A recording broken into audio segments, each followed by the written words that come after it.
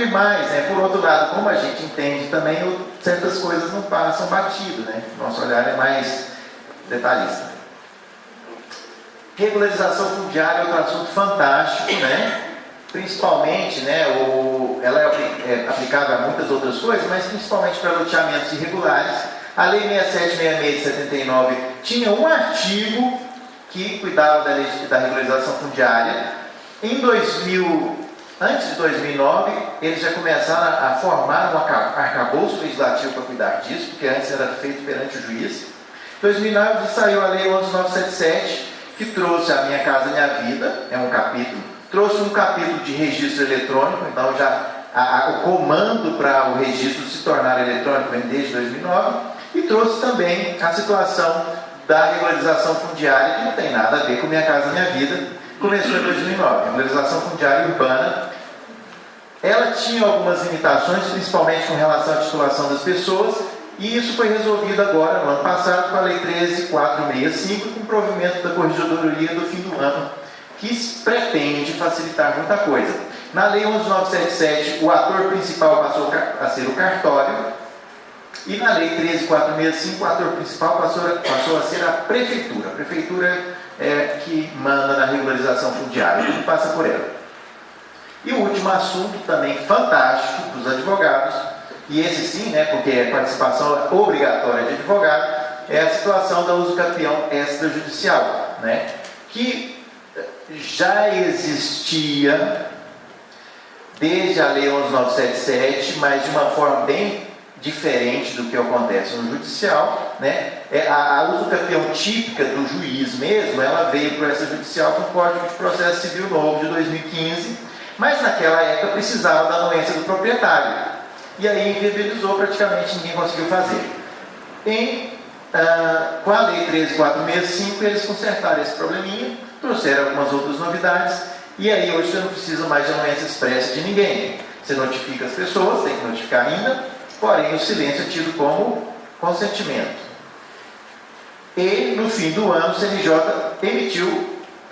criou o provimento 65, que é mais importante do que a lei, que é mais importante do que o provimento, do que a Lei 13465. O provimento 65 é incrível, facilita muito. Então quem quiser trabalhar com usucapião extrajudicial tem que estudar o provimento 65 de frente para trás e de trás para frente. Ele é muito bom. Quem quiser se atualizar com essas coisas próprias de registro de imóveis, eu sugiro que curta a nossa página do Face, que volta e meia a gente vai colocando o filé, a coisa mais legal de cada legislação ali para facilitar a vida de todo mundo. Então, esse provimento tem 3 itens lá que são fantásticos, está lá na nossa timeline do Facebook, não vou gastar muito tempo com isso hoje aqui. Então, esse é o histórico da legislação do registro de imóveis e dos registros públicos. Lembrando que a Lei 6.015 trata de registros, não vai tratar de coisas de tabelião, nem de notas, nem de protesto. Pode seguir.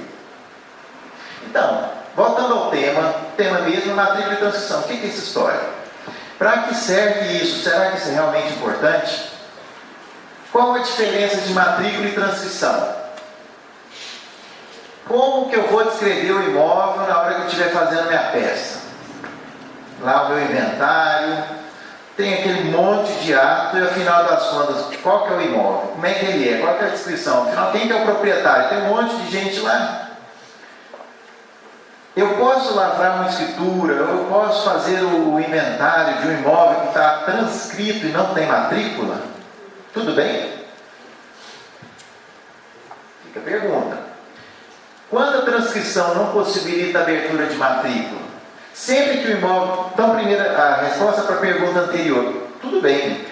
Imóvel transcrito é 100%, ok, você pode fazer qualquer ato com ele. Mas nem sempre vai dar certo.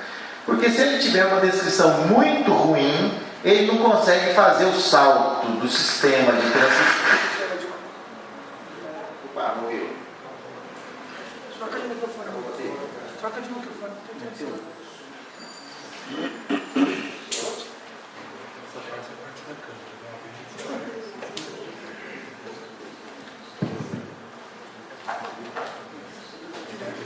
Então, se o imóvel estiver mal descrito, ele não consegue fazer o salto de um sistema para o outro, porque o sistema de matrícula exige boa descrição. Uma das características que a gente vai ver da matrícula é a especialidade objetiva. Se o imóvel não está minimamente bem descrito, eu não consigo abrir a matrícula. Então, quando você pegar esse imóvel transcrito com a descrição horrível, que aí vai confrontar com a cerca, com a árvore e com gente, né? Que aí você nem sabe mais quem são aquelas pessoas, não tem área, falta medida perimetral, de repente você não sabe quais são as medidas. Infelizmente, esse vai ser um problema. Para você conseguir utilizar essa transcrição, você vai ter que retificar. Tem que retificar a transcrição. Outra situação também que complica é quando você tem uma transcrição, sei lá, lá em 1930, fez o inventário da pessoa, cada um ganhou um sexto. E aí cada herdeiro transcreveu lá a partilha, então tem uma transcrição de um sexto para cada herdeiro. Aí você encontra um sexto do imóvel e os outros 5 sextos. Você tem que procurar, senão não tem jeito de abrir matrícula, porque eu não sei quem são todos os proprietários. Necessariamente, não. Realmente, se você faz uma busca heróica e não consegue, há situações que a gente consegue superar isso aí, né? Mas, resumindo a história, há situações que a transcrição não vai permitir a abertura de matrícula, mas são situações esporádicas, não é o mais comum. Em geral, a descrição, a gente faz o máximo para aproveitar a descrição da transcrição. E aí a dica é, copia a transcrição. Copia, não inova. Não inova. Você sabe a descrição como é hoje, mas se você não fez a retificação, não tem como você colocar a descrição atualizada. Copia a transcrição que aí vai dar tudo certo. Vamos lá. Então eu falei das duas situações. Se a descrição é péssima, não dá para abrir matrícula. Se falta ponto de amarração, se aquele imóvel você lê e ele pode estar no começo da rua, no fim da rua, até em outra cidade, ele flutua. Aquela descrição cabe em qualquer lugar. Esse imóvel não dá para abrir matrícula. E outra situação é dessa que você não consegue achar todos os proprietários, né? Pode seguir. Então, para a gente se inspirar com esse aprendizado, vamos ver a importância do registro. O registro é uma coisa, pelo menos no Brasil, fantástica. Nós temos um sistema forte, seguro, se bem utilizado, barato. Para conseguir informação no Brasil, você paga R$50 na certidão, ou 1/3 do preço. Com a visualização, você tem toda a informação do imóvel. Então, é um sistema bom, se bem utilizado. A gente muda a cultura aqui da comarca. Para utilizar bem o registro, é muito tranquilo fazer transação imobiliária. Então, vamos ver por quê. O Código Civil, no artigo 1227, ele prevê o seguinte: os direitos reais sobre imóveis constituídos ou transmitidos por ato entre vivos só se adquirem com registro no cartório de registro de imóveis dos referidos títulos, salvo os casos expressos neste Código. Então, o direito, ele só se adquire com registro. No Código Civil anterior, era formas de aquisição de propriedade, transcrição. No Código Civil 16, transcrição. Se for para bem imóvel, tradição. Então, bem imóvel você adquiria quando a pessoa colocava na sua mão, tradição. O bem imóvel quando era transcrito. Se você transcrevia o título, você adquiria a propriedade. Na nova sistemática, o nome é registro. Então, você adquire a propriedade com o registro. Atos entre vivos. Por quê? Mortis causa? Não. Você adquire, pelo princípio da Cesine, você adquire com a morte. Beleza, morreu, é seu, do herdeiro. Só que resolve? Resolve alguma coisa? Na prática, não resolve nada ser do herdeiro. Ele pode fazer uma cessão de herança, ok? Mas ele não tem a disponibilidade. Para ele vender aquele imóvel, primeiro ele tem que fazer partilha e registrar essa partilha. Senão ele não consegue o quê? Transmitir o imóvel. Então, quer dizer, ele tem, não adianta. Outras situações que você não depende de registro, uso capião. Uso capião, você está lá, posse mansa e pacífica, por um determinado tempo, pronto, o imóvel é seu. Está resolvido? Não está. Tem que, né, fazer a ação, declarar o usucapião, ou ir para o cartório, fazer lá o procedimento de usucapião, para ter o nome do atual proprietário na matrícula. Só então ele pode dispor. Porque, né, o que adianta ter o direito e ninguém saber que o direito é seu? O cartório serve para publicidade de direitos imobiliários. Então, outra situação também, que é mais facilitada no cartório, além do usucapião, que é a aquisição originária, é a desapropriação. Também a aquisição originária. Então, a gente não vai preocupar de quem era o imóvel. Tanto na usucapião quanto na desapropriação, para fazer o registro é mais fácil, porque você não fica preocupando com a descrição anterior nem com o proprietário anterior. 1245. Transfere-se entre vivos a propriedade mediante o registro do título translativo no registro de imóveis. Praticamente repetiu. Então, novamente, entre vivos com registro. A transferência. Por quê? Ali o registro é constitutivo. Sem o registro, fiz a escritura. O imóvel é meu? Não. Tem um acordo de vontades, é direito obrigacional. Mas o imóvel já é meu? Não. O registro é constitutivo. Se não registrar, não é dono. Para transações entre vivos. Né? Mortis causa, o registro é declaratório. Eu preciso dele. Só que ele só declara. Né? A transmissão se deu lá atrás. Eu preciso do registro para disponibilidade. E aí vem o parágrafo 1º, incrível. Enquanto não se registrar o título translativo, o alienante continua a ser havido como dono do imóvel. Fiz a escritura, não registrei. Então, enquanto eu não registro, o vendedor é tido como dono. Enquanto eu não registro, o vendedor é tido como dono. Isso causa problema, muito problema. Então eu tenho visto que quando você faz uma escritura de compra e venda, é direito e dever dos dois registrarem. Porque é ruim não registrar tanto para o comprador quanto para o vendedor. Porque o vendedor, a gente vê lá muito, e aqui nós temos representantes aí da área fiscal da prefeitura. O que acontece? A pessoa compra o imóvel, para de pagar o IPTU, não paga por alguma razão, a prefeitura vai cobrar de quem? De quem tem o nome na matrícula. Ele é responsável pela dívida do imóvel. Se essa pessoa, que era o vendedor, começa a ter problemas financeiros, aí, sai uma penhora, vai lá e penhora o bem. Então, aquele que adquiriu o imóvel e não registrou, vai ter problema. Então, o registro, os cartórios em geral, servem para prevenir litígio.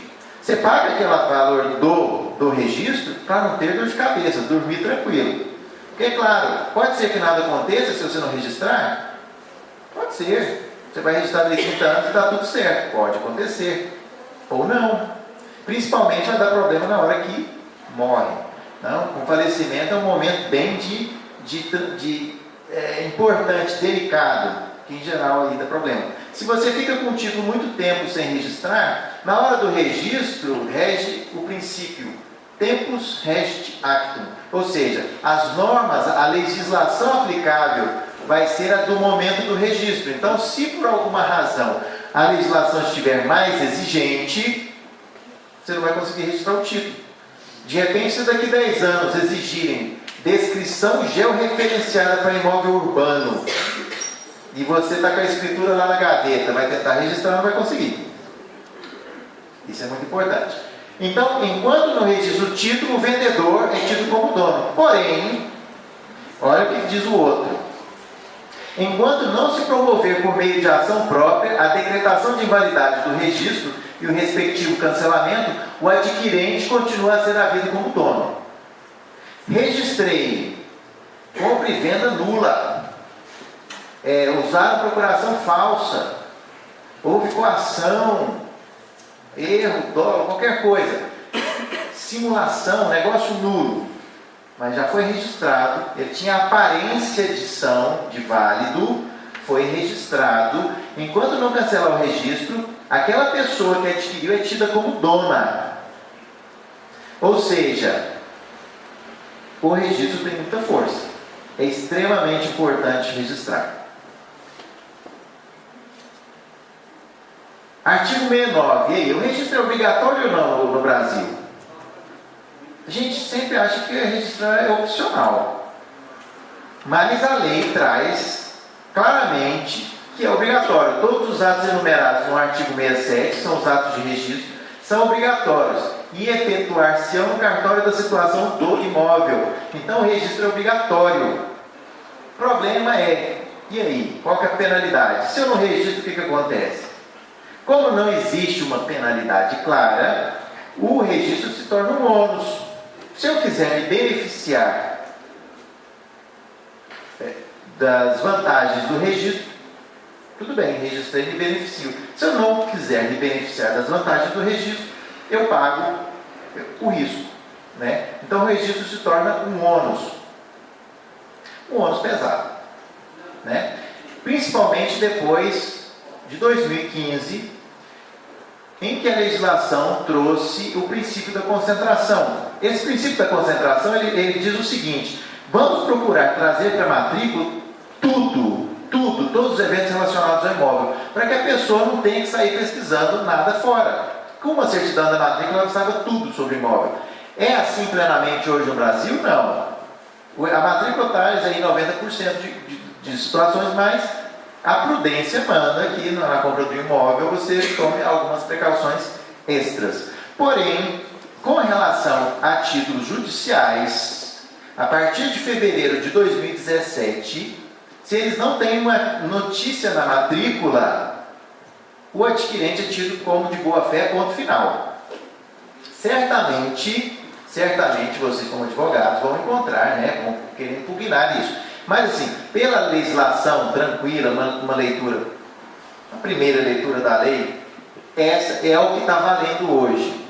Então, se você tem uma execução, a penhora, penhorou, vai lá e corre e averba a penhora. Se você tem uma ação que possa levar o devedor à insolvência, você deve pedir ao juiz que emita uma certidão e você vai averbar aquilo no imóvel. E é baratinho, é tipo R$20. Você garante que qualquer um que compre imóvel não esteja de boa fé. Você quebra a boa fé ali. Agora, se nenhuma informação estiver na matrícula, aí você vai ter dor de cabeça para tentar provar a má fé. Pode seguir. E olha só, saber sobre essas situações das características da matrícula é muito importante, inclusive para títulos judiciais. Ah, o juiz mandou, tem que registrar. Não é bem assim. A lei, a própria lei, que manda até no juiz, prevê no artigo 225 que todos os títulos, então tabeliães, escrivães e juízes, devem respeitar, ao elaborar o título, aquelas características, ou seja, descrever bem o imóvel. Então, quando você for fazer qualquer ato relacionado a imóvel, você tem que descrever. Vamos ler juntos aqui. Tem que colar. Então, as partes têm que indicar com precisão os característicos das confrontações e as localizações dos imóveis, mencionando os nomes dos confrontantes e ainda, quando se tratar só de terreno, se esse fica do lado par ou do lado ímpar, do logradouro, em que quadra e a que distanciamento da edificação da esquina mais próxima, exigindo dos interessados certidão do registro imobiliário. Certidão do registro imobiliário é uma coisa assim, que tem que passar a fazer mais parte da cultura dos trâmites judiciais. Quantas ações que terminam e não levam a nada, simplesmente porque a pessoa não levou a matrícula atualizada para o juiz. Principalmente em adjudicação compulsória. A adjudicação compulsória, apesar de ser uma ação judicial, o juiz ali funciona apenas substituindo a vontade do transmitente. Então ele não atua com força de império, não é uma ordem, o cartório não tem que respeitar assim, a gente vai qualificar aquilo como se fosse uma escritura, certo? Então, principalmente a adjudicação compulsória, é muito importante verificar se a matrícula está no nome do compromitente, se ele que transmitiu. Às vezes a pessoa é cessionária, e aí houve um compromisso, eu me comprometi na compra, então compromisso de compra e venda, e eu já cedi para alguém. Então aquele cessionário, ele entra com a adjudicação contra mim. Ah, mas eu não sou proprietário ainda. Às vezes eu nem registrei meu compromisso. Então o juiz pode dar adjudicação, mas adjudicou os direitos. A propriedade não. Se não chama o proprietário para a ação, aquela ação não vai virar nada. Né? Então, essa situação de trazer a matrícula autorizada para o processo é super importante e respeitar a descrição. Uso capião. Não adianta você chegar e falar assim, ah, ganhou uso capião do imóvel da matrícula número tal. E isso tem uma razão prática muito simples. Se você coloca só o número da matrícula, todo mundo pode errar um número. Então, de repente, você vai ter uso capião do imóvel errado. Então, é muito importante que, além do número, haja um mínimo de descrição, que a Lei 7433 prevê para imóveis urbanos, um mínimo de descrição para a gente confrontar. Espera aí, o imóvel é aquele mesmo? Então, isso é bem importante. Então, esse artigo 225 é alguma coisa que tem que ser observada, da Lei 6.015. Pode seguir. Então, vamos lá. Conceitos, transcrição. Que história é essa? Então, transcrição é aquilo que vigeu antes de 1976.